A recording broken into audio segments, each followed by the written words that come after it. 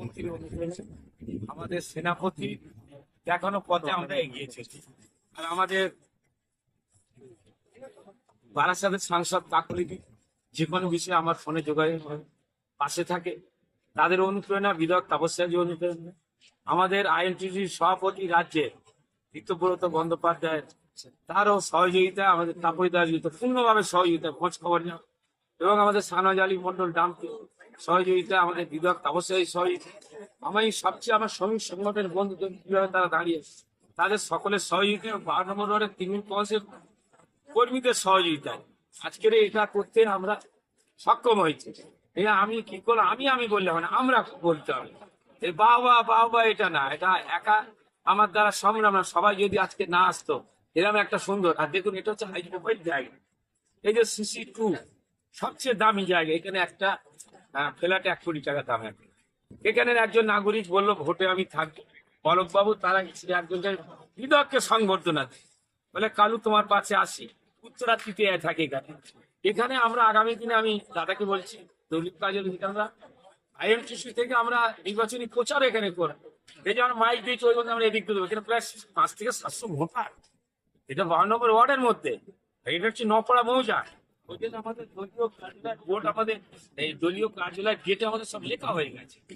আমরা এটা 12 নম্বর word CC2 নপাড়া প্রধান কার্যালয় সুন্দরভাবে এটা করেছি। আমরা AC লাগাবো, সুন্দরভাবে নেতৃত্ব আসবে, বসবে, একদম হিপ্ত থেকে বলে, আমাদের চেঞ্জে থেকে বলে, আমাদের বিধায়ক থেকে নিয়ম মেনে এটা করা হয়েছে। আর এখানে আমরা অনিয়ম কাজ করি না, কেন আমাদের সিস্টেমে সব এখানে, কারণ এখানে করতে দেবে, কারণ ইলেকট্রিকের সব আমার এখানে ইলেকট্রিকের আমাদের ব্যবস্থা করে দিচ্ছে। আমাদের এই এখানকার সাপ্লাই নিউ টাউনে সব একদম আমরা চিঠি করে, কাউন্সিলর প্যাডে চিঠি করে, বা আমরা এগুলো আমরা নিয়ম মেনে করি। আর যা করি আমাদের বিধায়ক তাপস্যাজি, সানজ আলী মন্ডল শহরের তৃণমূল সভাপতি, তাদের অনুপ্রেরণায় করি।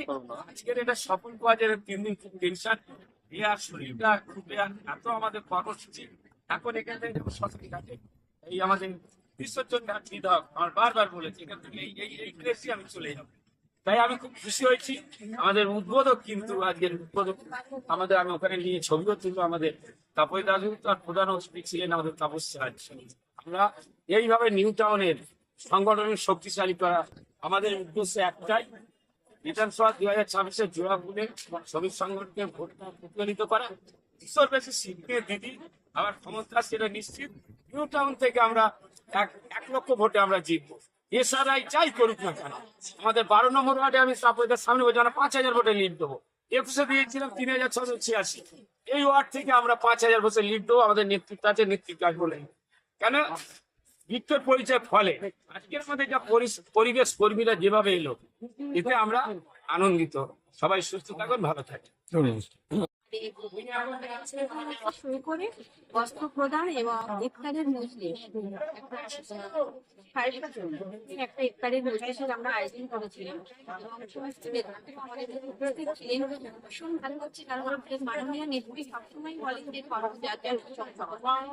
এখানে আমাদের জাতি, ধর্ম, বর্ণ নির্বিশেষে বিভিন্ন সম্প্রদায়ের মানুষরা একসঙ্গে একত্রিত হয়ে ইফতারে অংশগ্রহণ করলাম। এটাকে আমাদের সম্প্রীতির বাংলা আমাদের দিদি নির্দেশ দেয়, এবং দিদি এবং আমাদের সর্বাধিক সাংসদ সম্পাদক বিশেষদার আমাদের দেখার পরে আমরা এগিয়ে যে মানুষের জন্য কাজ করতে হবে, মানুষের পাশে থাকতে হবে। এই জন্য আমাদের 12 নম্বর ওয়ার্ডে আমরা একাধিক সামাজিক কর্মসূচি, তার সঙ্গে সঙ্গে আমাদের সরকারি উন্নয়নমূলক কর্মসূচি আমাদের ওয়ার্ডে একের পর এক চলছে।